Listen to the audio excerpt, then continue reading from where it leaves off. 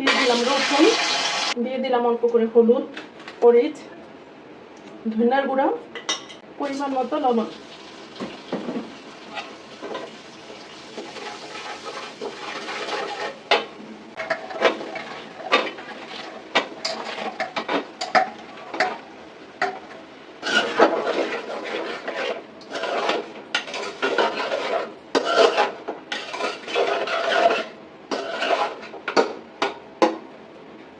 সিমটা একটু কষুক, তারপরে ঝোল দিই। সিমটা কষানো হয়ে গেছে, এখন আমি ঝোল দিয়ে দিব। ঝোল দিয়ে মাত্র 2 থেকে 3 মিনিট আমি এটাকে সিদ্ধ করবো, তারপরে নামাই ফেলবো। কারণ সিম যে কোনো সবজি আমি এত বেশি সিদ্ধ করি না, মোটামুটি সিদ্ধ হলে আমি নামাই ফেলি।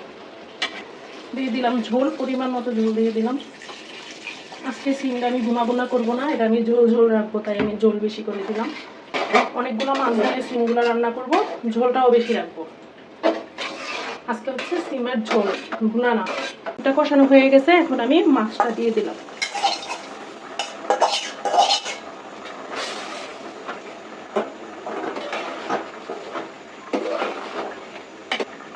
আমি আর এখন ঢাকবো না, এখন হচ্ছে 2-1 মিনিট পরে আমি নামাই ফেলবো।